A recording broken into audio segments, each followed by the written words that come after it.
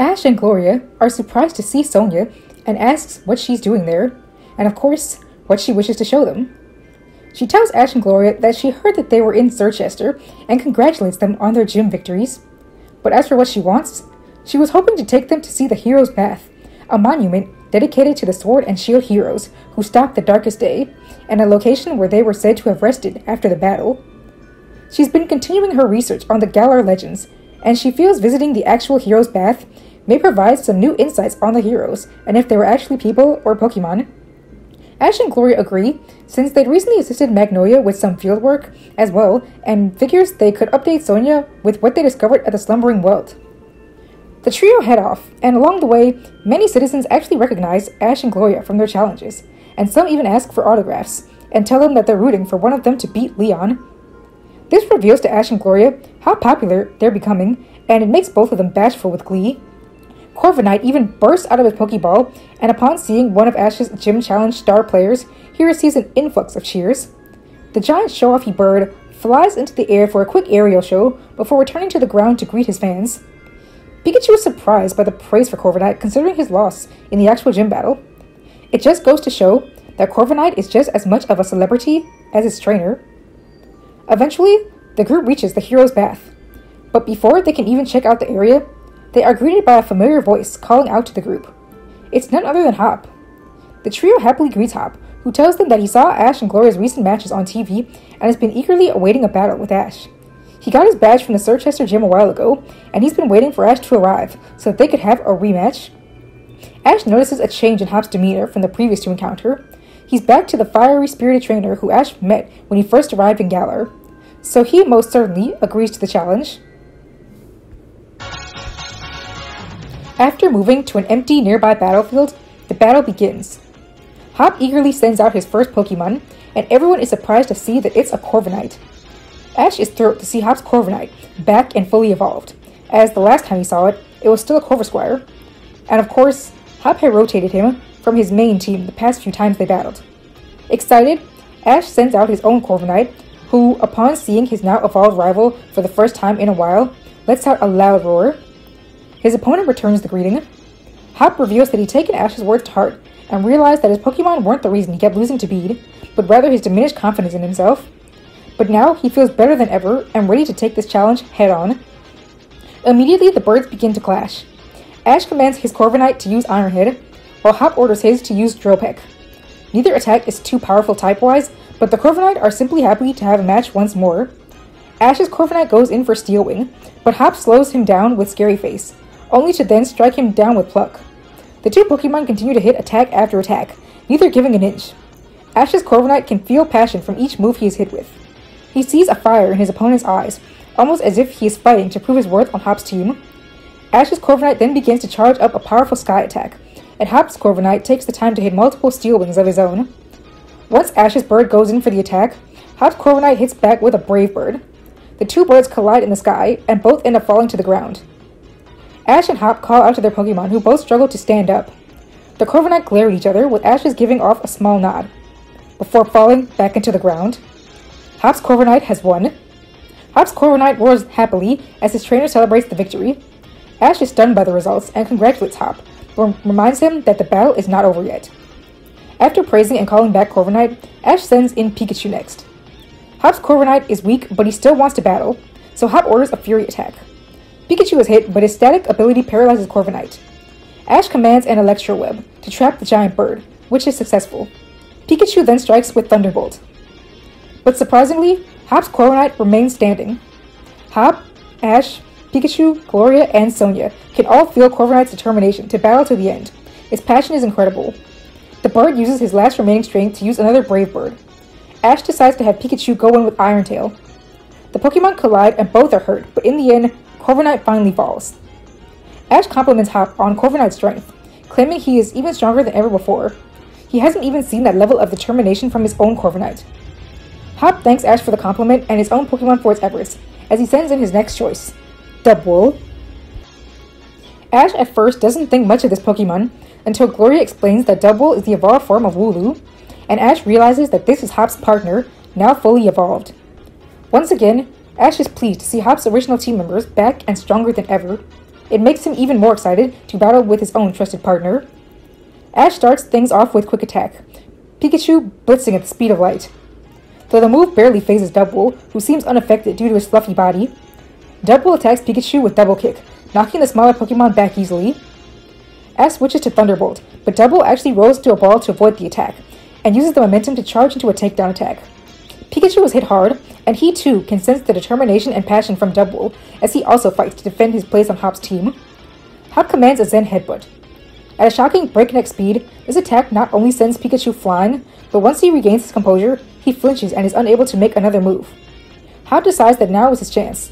He orders a Body Slam from Double. The large sheep successfully pummels Pikachu into the pavement, knocking him out. Ash rushes over to collect Pikachu, asking if he's okay. The mouse nods weakly, and Ash returns to his spot. As he does so, he remarks on the amazing strength from Hop's Pokemon. Hop stares back with a confident smile, saying that he and his Pokemon have been training endlessly to show off their newfound capabilities. He follows up by asking Ash who his next Pokemon will be. Ash decides to send out his Inteleon next, and Hop is impressed upon seeing Ash's new fully evolved Inteleon in person, especially after seeing her on TV recently. It's amazing to see the little Sobble that Ash obtained from Leon, now fully evolved. Hop orders Double to use Double Kick, but Ash commands Inteleon to use Protect, blocking the attack. As the Protect fades, Hop decides to switch to Zen Headbutt, while Ash orders Inteleon's new Acrobatics attack. The Pokemon collide and are sent flying. Double goes in for a Body Slam, and Ash commands Snipe Shot. The attack does strike, but Double seems to just push through the attack and slam into Inteleon. Inteleon is starting to become weak, but Double is losing stamina as well, having battled two tough opponents back to back. Ash orders Inteleon to use Swift, while Hop commands Takedown again. Double rushes through the stars and slams into Inteleon, but also takes the full force of the Swift and recoil from Takedown. Double topples over, but shockingly, so does Inteleon. Gloria and Sonia remark on how much Hop has grown, as he's now taken out 3 of Ash's Pokemon and only lost 2 so far. Ash is likewise stunned. Inteleon was a completely fresh opponent, and Double still managed to take her down. It's truly a force to be reckoned with. Hop brings out a new Pokemon, which Ash hadn't seen yet, a Pincurchin, and Ash sends in Colossal. Hop is impressed to see Colossal, now fully evolved as well. Ash starts things off with Heat Wave, and Hop surprises him by striking back with Bubble Beam. The Bubble Beam ends up pushing through the Heat Wave and hitting Colossal for super effective damage, but also causing his body to glow. Ash orders Rock Slide, and Hop commands Curse, which increases Pincurchin's defenses and attack power. Pincurchin fires off another Bubble Beam, doing severe damage to Colossal. This causes Colossal to become a bit angry, and he begins fuming and charges at Pincurchin. The Pokemon actually moves at an impressive speed, and this causes Ash to remember that Colossal's ability causes him to become faster when hit by a Water-type move. From here, Ash decides to strike hard and orders a Heat Crash, which does hit and does heavy damage to the small Pokemon. He then orders Meteor Beam, a move he saw Colossal learn through his Rotom phone. Unfortunately, Ash failed to recognize that Colossal needs to charge the move before striking. So while Colossal is still gathering energy, Pincurchin is able to hit a close-range Spark easily. Once charged, Colossal only barely gets the attack off, and it does hit Pincurchin hard, but Colossal still ends up fainting from a final Bubble Beam. Ash is impressed by the tiny Pokemon's power. He recalls Colossal, and Dracovish is up next. He glares angrily as soon as he sees Pincurchin. Pincurchin leaps forward for a Spark, which lands, but Dracovish barely seems phased. And with its opponent so exhausted, it can easily defeat the weakened Pincurchin with a single Crunch attack. Hop sends out his Snorlax next, who starts things off with a Heavy Slam.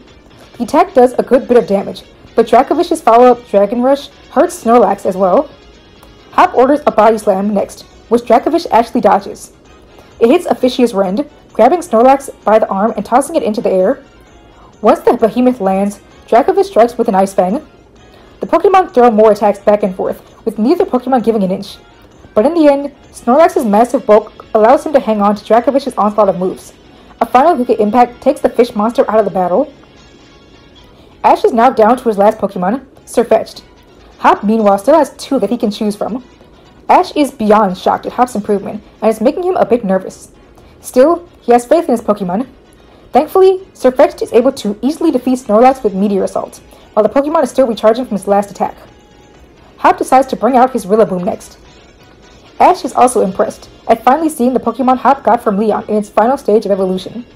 Rillaboom roars loudly at the small duck in front of him, Meanwhile, Hop smirks and says the battle ends here.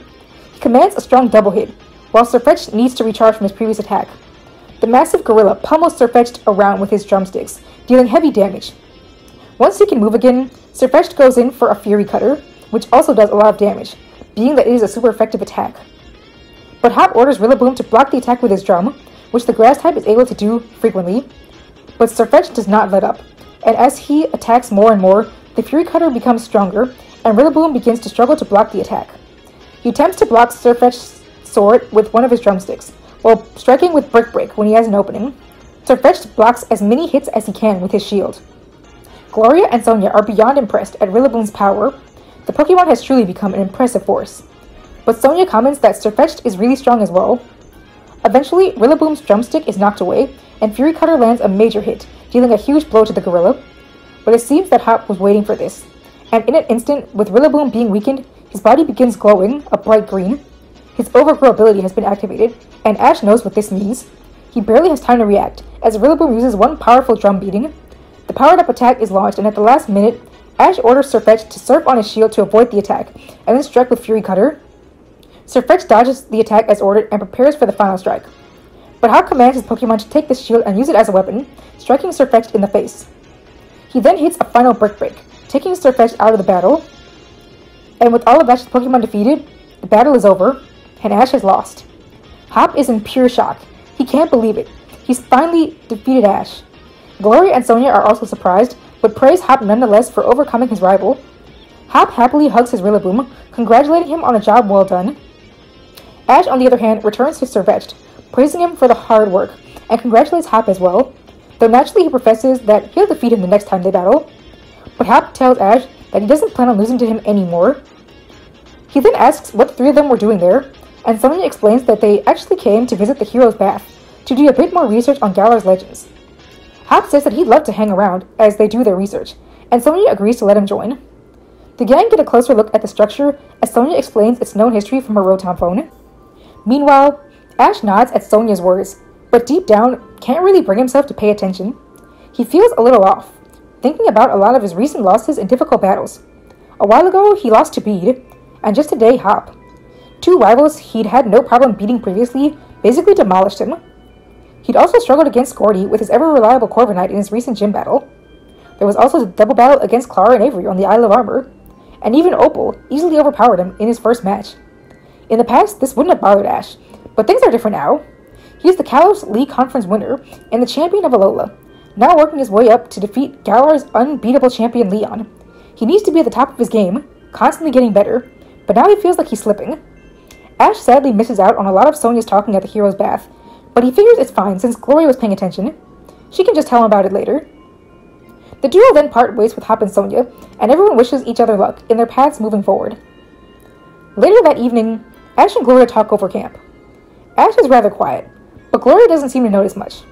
In fact, something has been on her mind. She mentions to Ash that recently she'd become a bit antsy about the fact that they've almost earned all 8 badges to compete in the Champion Cup. Soon, they'll be entering the tournament, where there are no second chances. One loss will mean the end of their gym journey and their quest to battle Leon. It has Gloria a bit nervous. Sure, she's not too scared about losing regular battles anymore, but the thought about getting to the Champion Cup and getting eliminated early has her a bit frightened. Ash can't help but also worry, considering the recent losses and struggles he just thought about earlier. He keeps from mentioning this to Gloria, however, simply telling her that the best way to get over such fears is to simply work harder. He suggests that they start a new strict training regimen ASAP. Gloria agrees to the proposal, and the two plan to start out their new routine the next morning. Before heading off to sleep, Gloria's mind is still racing. Ash's recent battles have been affecting her as well. Ever since they began traveling together, she looked up to him due to his previous accomplishments. Deep down, she never thought it possible that she could ever possibly defeat him in battle. But now, she's seen his rivals doing that very thing, almost effortlessly. Meanwhile, she destroyed Bede with a single Pokemon the last time they battled. With everything going on, it now has her wondering, maybe she does have a chance to beat Ash. While still on the outskirts of Circhester, Ash and Gloria begin their new training plan. All of their Pokemon are battling against each other, working on improving their attack powers, their moves, and their battle strategies. After a long stretch of training together, Ash and Gloria decide to split off with their respective Pokemon to work on some new strategies individually. After all, they may be friends, but they're also still rivals in this whole game. Ash had been doing fairly well, but there has been a noticeable issue. Colossal has been really struggling with his new bulkier size and the loss of his wheels. It's caused him to become much slower than he previously was, and this really upsets him. He took so much pride in his speed, and it's what won Ash many battles in the past. So the rock monster is bothered by his new form. Ash notices Pokemon's bad mood and wonders what he can do to help him. Before he can even think of anything, he's approached by a familiar face. It's Gordy. Gordy approaches Ash after noticing his training from afar. He immediately asks about Colossal, stating that he can tell that the Pokemon is upset. Ash, shocked, confirms this. He says that Colossal has been struggling in their training after his recent evolution the other day. With Gordy also having the same Pokemon, Ash asks for advice from the gym leader. Gordy tells Ash that it can be a struggle when Pokemon evolve into a new form so different from their previous one. He knows that it's true, that Colossal may be slower now that he's lost his wheels, but he has gained something new as well. His speed has been transformed into raw power, and the Pokemon's physical attack and defense strength should be far greater than in his previous forms. Ash points out that his Coracle originally knew Rock Polish, and asks if he can simply train him to become faster. Gordy says that, while yes, this should be possible, why not work with Colossal's new physical strengths and train him as the heavy hitter and defensive wall that he's more fitting to be now? Ash states that he never thought about it that way, but Gordy's right. The best way to become stronger is to work with his Pokemon's strengths to ensure that they fare best in battle. Ash and Gordy spend the rest of the day training together, building up Colossal's strength. Corviknight also spars with Barbaracle, wanting to train with the Pokemon who handed him his recent loss. Working with the Pokemon allows Corviknight to improve his defensive capabilities as well. Meanwhile, Inteleon and Pikachu spar with each other, the speedy Pokemon insistent on making sure that they're as fast as can be. During this training, Sirfetch'd and Dracovish begin to bond more and form a friendship. Sirfetch'd praises the fish mutant on his primal power and tells him that if he is able to harness that energy even more, he could become unstoppable and an amazing team player. Dracovish begins to look up to the little duck warrior and takes note of how intense he is in battle. He wants to be the same way, and as the two bow to each other, concluding their training, Dracovish vows to become stronger, an unbeatable opponent in battle, worthy of being a great comrade for the team. Meanwhile, Gloria is trying to work with her Pokemon as well. Everyone is faring well for the most part. Leader Cinderace leads her comrades in improving their strengths. She's become even more agile, and her Fire-type moves are burning hotter than ever. Deevil is also able to improve his speed and attack powers by training with the team leader. Ponyta and Alchemy work with Appleton in an effort to get her to work on resisting Fairy-type moves, and things go well. The other Pokemon are continuing in their training as well, but Arctozold is having some issues. Gloria is concerned that his battle style is too limited. She remembers Sirfetch'd and Rillaboom's battle from yesterday. Both were able to not only use their regular attacks, but also their tools to battle powerfully. Since Arctozold is encased in ice, barely has limbs, and can only rely on her ground freezing strategy to move quickly, Gloria worries that she can't be as flexible in battle, and this could be the difference between a win and a loss. In the league, no less. While in the middle of training, Melanie walks over to them. Gloria is surprised to see the gym leader and asks what she's doing. Melanie explains that she had some free time and noticed the two while on her walk. She asks what's going on, and Gloria explains how she's worried that her Ice Bird can't have a diverse battle style due to her lack of limbs and mobility. The fossil is great as a brute attacker and defensive tank, but Gloria thinks she'd be even more powerful if she could do more. Melanie tells Gloria that just because a Pokemon doesn't have arms and legs or opposable thumbs doesn't mean it can't have different battle strategies. She's been able to come up with many different battle styles for her Frostmath, Ice-Q, and Lapras, despite their body types. She adds that Gloria's Arctozold is already an impressive battler. The strategy that Gloria has been using with her all this time has been plenty beneficial in giving her an interesting way to battle, though working on something new would certainly help her out. Melanie sends out her Lapras and Ice-Q and works with Gloria to improve her confidence in working with the limited Pokemon by creating more unique attack methods. After a long day of training with the gym leader mother and son duo, Ash and Gloria thank the two for help and make their way to the next destination. Along the road to the next gym battle, as promised, Ash and Gloria make sure to keep training with each other constantly. They train relentlessly, improving upon all of their Pokemon's moves and battle strategies as well. Their Pokemon all now have a lot of powerful attacks under their belts, and eventually, Ash and Gloria arrive to Spikemuth. Upon arriving, they see that the entrance has been blocked. Numerous trainers are huddled outside, all wondering how to get into the place. Before Ash and Gloria can even question anything, a small voice calls out to them. Gloria looks over to see Marnie. She quietly beckons the two over to an area away from the crowd, and they make their way over to her. Whispering, she sneaks Ash and Gloria into the small residence through a secret entrance. Ash and Gloria are confused and shocked to see the town full of Team Yell members, who immediately rush over to Marnie as soon as she arrives. Marnie tells them to behave themselves, and the grunts reluctantly agree, but they still make sure to boast about their idol in front of Ash and Gloria. Marnie explains that Spikemuth is actually her home, which is how she knows all the ways to enter the town. She also adds that the gym leader, Piers, is her older brother. Ash and Gloria are shocked to hear of Marnie's relation to the gym leader. Ash asks why the gym is blocked, and Marnie says that it's because her brother has been shutting out visitors for his own personal concerts. He hates taking challengers when he wants to practice his music. It's something which annoys Marnie, but she knew how much her friends would want to have their gym battle, and so she decided to let them in once Team Yell alerted her that they had arrived. Her brother's music can wait. She and the grunts lead Ash and Gloria to an area in the back of town, which appears to be a small concert, with an audience of more Team Yell grunts. Out steps a man in a similar outfit to the grunts. Marty announces that this man is her brother Piers, the Dark-type gym leader of the Spikemuth gym. Before anyone can say anything, Piers greets his little sister happily and asks her if she's ready to take over the gym, surprising Ash and Gloria. But Marty says that she told him already she isn't sure she wants to do that yet, as she really wants to compete in the league still. She feels aiming to become champion will better help her accomplish her dream of bringing visitors back to Spikemuth. Still, Piers wants her to take over and thinks she'd be an amazing gym leader. He notices Ash and Gloria standing behind his sister and recognizes them, due to them appearing all over TV lately as some of the voted challengers most likely to defeat Leon. He asks if Ash and Gloria are there for a gym battle. They both say yes, but Piers shocks everyone by asking for one of them to battle Marnie for the gym challenge to test to prove that she's strong enough to become the next Spikemuth gym leader. Marnie is shocked by this and prepares to decline, but Gloria says that she'd love to battle Marnie, especially since she lost their last battle.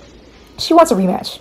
At that, Marnie agrees to battle her rival, though she's still not necessarily battling to become a gym leader as Piers wants, just yet. Still, Piers smiles, happy to hear Marnie accept his request. He then tells Ash that he'll battle him after Marnie and Gloria's battle, and Ash accepts this as well.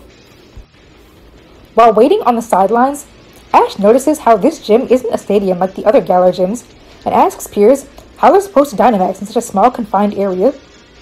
Piers responds that they don't do Dynamax in Spikemuth. This shocks Ash, and he quietly ponders why this may be, as the battle opens. Marnie tells Gloria that she's thrilled to be able to rematch her on her own home turf.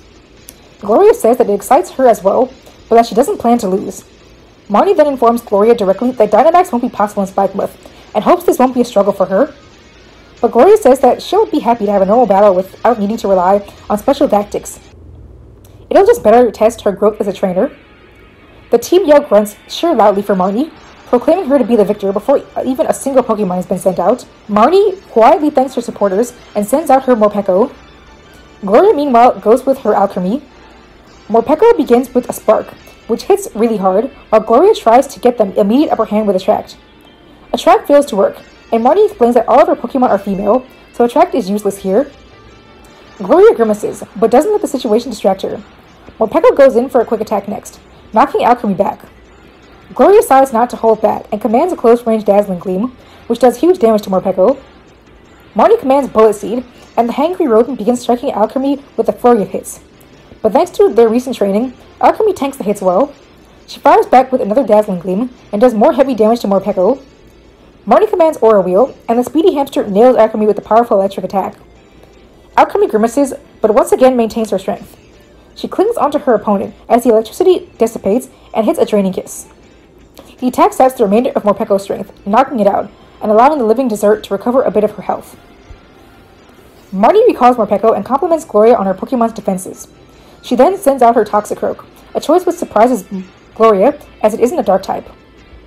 She's not seen a gym leader use a Pokemon outside of their specialty type before, though she figures it's due to the Pokemon's poison typing to counter Alchemy's fairy type.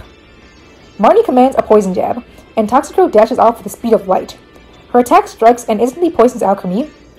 Alchemy attempts to hit a Dazzling Gleam, but Toxicroak dodges the attack, and is back with Venoshock, which immediately takes Alchemy down.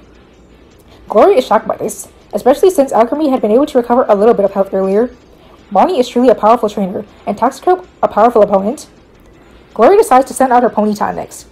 She starts by commanding Psybeam, but Marnie orders a Sucker Punch, which does huge damage to Ponyta. Marnie then doesn't let up, ordering a Poison Jab at close range. The attack does major damage, but Gloria takes this opportunity to command a stomp, which slams Toxicroak into the ground. Marnie commands another Sucker Punch, while Gloria calls for a Psybeam, with Toxicroak being quick enough to strike Ponyta and avoid her attack. Gloria begins panicking. She knows she's running out of time, and can't afford to lose another Pokemon. Ponyta lets out a cry and looks at her trainer with a determined look. Gloria nods back at her. They can do this. She commands Ponyta to use her psychic powers to hold Toxicroak in place.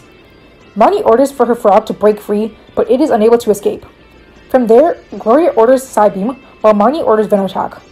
Both attacks hit their respective opponent, and in the end, both Pokemon wind up fainting. Gloria sighs. At least they're tied up for now.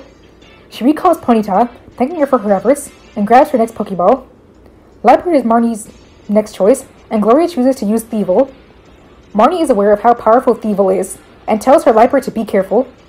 Thievul starts with a Tail Slap, but Marnie interrupts the attack with Fake Out, which causes the fox to flinch. Gloria then orders a Lash Out attack, which hits Liepard for decent damage. Marnie then has Liepard use Sucker Punch, and Thievul uses Foul Play to counter. Both Pokemon continue to strike each other with very quick and powerful hits. Thievul shows the efforts of his training, though he is able to dodge many of Liepard's attacks with precise movements and strike hard to retaliate against it. But Liepard shows her strength and speed as well, pursuing Thievul relentlessly. Finally, the Pokemon clash in a duel of Sucker Punch versus Foul Play. In the end, Thievul comes out on top. Gloria thanks Thievul for always being so reliable and helping her to bring her back into the lead. Marnie also compliments the fox, and knows exactly who she needs to send in to defeat it. She brings out her final Pokemon, Scrafty. Thievul rushes in for a Lash Out, but Scrafty stands strong and takes the hit. And with Thievul being so tired, he started to slow down. Once he gets in close, Thievul is grabbed by Scrafty with Crunch. He takes the opportunity to hit a close-range Tail Slap. Sadly, it's not enough, and a follow-up Brick Break is enough to take the sneaky fox down. Gloria recalls her first capture and thanks him for his efforts. She then chooses her last Pokemon, Appleton. Appleton starts out strong, with Grassy Glide, but Scrafty is once again bulky enough to take the brunt of the attack, and hit a strong Brick Break in retaliation. Gloria senses Appleton's pain, but orders her to push through and hit a close-range Dragon Pulse. The attack sends Scrafty flying. Still, the Pokemon hangs on. Marnie commands Swagger, and the attack confuses Appleton. From there, Scrafty is able to get in close, to hit numerous Crunch attacks. Appleton winds up being helpless, even failing to respond to Gloria's requests of a recover. Instead, Appleton simply hurts herself in confusion. Marnie tells Gloria that it's all over now. Scrafty goes in for the final Brick Break, and Gloria begs for her Pokemon to respond. And it is in that moment that Appleton snaps out of confusion and delivers another close-range Dragon Pulse. With Scrafty sent hurtling back, Gloria orders a Grassy Glide. Marnie commands Brick Break, and the collision of attacks causes a huge explosion. The smoke clears, and to everyone's shock, Scrafty turns out to be defeated. While Appleton struggles to remain on her feet, she is conscious nonetheless. The Rotom calls Gloria as the winner. Gloria exclaims in glee, and is about to rush over to hug her Pokemon, but the small apple dinosaur topples over in exhaustion as she turns to reach her trainer. At this, the Team Yell grunts begin to rage. Many of the grunts insist that Appleton has fainted, and thus the battle is a tie. Piers, for whatever reason, humors this nonsense, and says that if this battle was a draw, Gloria and Marnie will need to have a rematch for her to get her badge, something the Team Yell grunts agree on. But Ash argues that Scrafty was clearly fainted, and Appleton remained standing as the match was called, thus Gloria is obviously the winner. Gloria rushes to say something, but Marnie intrudes and tells Piers that she disagrees with Team Yell. Gloria was able to defeat all of her Pokemon, and Appleton had clearly managed to outlast Scrafty, so Gloria definitely won, and Marnie feels she of course deserves her badge. Piers is sure Team Yell will be furious, but agrees that it's ultimately Marnie's call, especially if he plans for her to become the future gym leader. And the Team Yell posse, despite their comments from a few seconds ago, decide to agree with Marnie's choice, stating that of course she can never be wrong. Marnie awards Gloria with the Dark Badge, and she thanks her rival for the great battle, but she assures her that next time she'll be winning for sure. Gloria thanks Marnie as well, and says that she can't wait for another battle with her. Ash's battle against Piers begins almost as soon as Gloria and Marnie's concludes. The two stare each other down on the battlefield. Piers tells Ash that he's heard so much about him, and that he's excited for the match. Ash tells him that this battle against Piers will actually be his first time battling a Dark-type gym leader, and he's excited. The two then send out their Pokemon. Ash begins with Colossal, and Pierce chooses Malamar. Malamar immediately begins with a Night Slash, and being so fast and Colossal not being as mobile as he once was, he isn't able to avoid the attack as easily and takes a critical hit. That said, thanks to his defensive training, he's able to take the hit well, shocking Malamar. Ash has him strike back with a powerful point-blank Heat Wave, which does major damage, though Malamar is able to back up and shake it off. Pierce has Malamar use Psycho Cut, which also lands several critical hits, but again, Colossal resists the damage decently well. Still, Ash can see Colossal wincing, so he orders a Rock Slide to trap Malamar, which does work, but Malamar fires back with a payback, dealing a large hit. However, with Malamar trapped in the rocks, Ash is able to order a Heat Crash, which strikes Malamar, as he is unable to avoid it due to the rocky cage. He tries to simply weaken the blow with Psycho Cut, but Colossal powers through. The attack lands and renders Malamar unable to battle. Pierce compliments Ash on Colossal's defenses, and Ash tells him that it's all thanks to some special training they did recently. Pierce smirks though, as he knows exactly which Pokemon to use next. He goes with his Skuntank, who starts things off with a Screech, weakening Colossal's defensive powers. Ash can see what Pierce is doing, so he has Colossal use Rock Slide, though Skuntank is fast enough to avoid it and hit Toxic.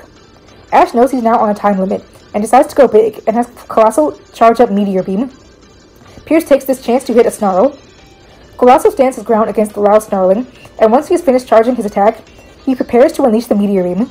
But before it can be launched, Pierce orders a Sucker Punch. The speedy Skuntank dashes off before his opponent can execute the move, and with a powerful punch to the chest, the rock monster is taken down. Ash praises Colossal on the amazing performance, thanking him for doing so well in their training. Knowing that he needs to counter Skuntank with an equally speedy Pokemon, Ash sends Inteleon into the battle next. Pierce starts things off with a Toxic, but Ash has Inteleon block it with Protect. He then commands a Snipe Shot, which lands a direct hit on Skuntank. Skuntank hits a Snarl, while Inteleon uses Swift to counter it. The Pokemon are a clear match in terms of speed, so both trainers then decide to command some physical attacks, with Ash ordering Acrobatics, and Pierce Sucker Punch. Both Pokemon end up hitting the other hard, and the two fight to push the other back. But from here, Inteleon is free to use her other hand for another attack. Ash calls for a close-range Snipe Shot, which strikes Skuntank square in the face, sending it flying backward. It lands on its back unconscious, giving Ash the victory. Ash cheers over having another win, but Pierce simply smirks at Ash, telling him that the battle is far from over. Pierce then shocks everyone by sending out his Toxtricity. Ash uses his Rotom Phone to scan the unfamiliar Pokemon and learns that it isn't a Dark type, but rather an Electric and Poison type. Marnie remarks to Gloria that Pierce often uses Toxtricity to catch opponents off guard, especially if they are using a Pokemon weak to its attacks. And Gloria comments that it's similar to how she used Toxicroak to counter her Fairy type. Marnie nods, saying that she and her brother are a lot alike in how they battle, but Ash naturally doesn't think too much about it, eager to continue with the battle. Pierce immediately calls for a super effective Overdrive attack, which Ash blocks with Protect. Pierce smirks at Ash again, and commands Toxtricity to use Taunt. Ash is confused, as he's never seen this attack before, but before he can question anything, Pierce orders another Overdrive. Ash tells Inteleon to use Protect, but she can't. Inteleon ends up being struck with a powerful attack, and topples over. Ash calls out to her and asks if she's okay, but before she can respond, Toxtricity unleashes a Sludge Bomb, and it knocks her out. As Ash recalls Inteleon, Pierce explains that Taunt prevents Pokemon from using any attack that doesn't deal damage, meaning protective moves will fail. Ash commends Pierce for using a Pokemon that perfectly countered Inteleon, but he says that despite that, he still plans to win. Ash sends Dracovish out next, and the fish monster roars loudly at his opponent as soon as he lands onto the battlefield, and this slightly intimidates Toxtricity. But Dracovish doesn't let up, as he furiously begins stomping the ground, ready to get into action. Ash is pleased to see how ready Dracovish is to battle, so starts things off with Ice Fang. Pierce orders a Sludge Bomb, and while the attack connects, Dracovish seems to just barrel straight through the bombs of sludge, seemingly taking no damage, and executes his strong attack. After landing the attack, Dracovish growls ferociously at the Electric Lizard. This, along with the Ice Fang, actually causes Toxtricity to flinch, and Pierce is unable to get it to use the move. So Ash takes this chance to order a strong Crunch, which hits hard. Pierce attempts to order another Overdrive attack, but Ash simply has Dracovish go in with Fishia's Rend. And while Dracovish does take the hit once again, he seems impervious to the damage, and he's able to power through to knock Toxtricity out. Marnie is impressed by Dracovish's newfound power, and Gloria states that Dracovish has done exceptionally well at increasing its attack, strength, and willpower from the recent training. Pierce is impressed by the odd creature, and knows that he's going to need his strongest Pokemon to take it down. so he sends in his final choice, his Obstagoon. Ash orders another Ice Fang, but Pierce's Obstagoon block it with Obstruct. Dracovish tries to push through, but he is knocked back. This causes the dragon to roar furiously. Ash decides to simply brute force it as he feels his Pokemon want to, and has Dracovish use Dragon Rush. Pierce doesn't even have Obstagoon dodge, and he takes the full force of this attack. Pierce, Gloria, Marnie, and the Team Yell Grunts are shocked, but it seems this was all part of Pierce's plan, as he has Obstagoon use Counter. A single powerful punch takes Dracovish out of the battle easily, as the damage Obstagoon took is sent right back into Fossil. Ash praises the Pokemon for its efforts and chooses Sirfetch'd as his last Pokemon.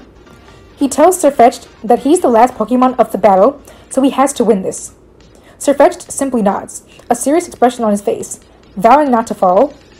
Obstagoon uses Throat Chop, which Ash has Sirfetch'd block with his shield. Sirfetch'd then counters with Fury Cutter, which successfully hits Obstagoon, but naturally Pierce just commands Obstagoon to use Counter, dealing double damage back. Ash knows that he can't risk Obstagoon using too many counters. He has to take it down with a single powerful hit.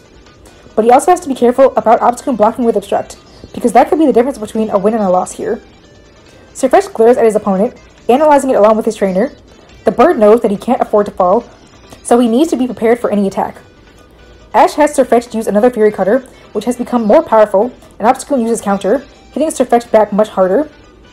Ash knows that it's risky, but he looks at Sirfetch'd and sees the passion that the bird has in his eyes to win this.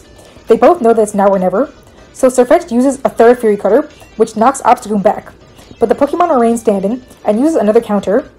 But this time, Ash has Sirfetch'd block the counterattack with his shield. The powerful punch lands, but despite being quite injured, Sirfetch'd is able to hold the attack back, shocking Pierce and Obstagoon. Ash then orders a point-blank Meteor Assault, which Obstagoon has no time to block with Obstruct. As such, Obstagoon takes the full brunt of the super effective attack, and gets launched back into the wall of the arena, where he is then deemed unable to battle.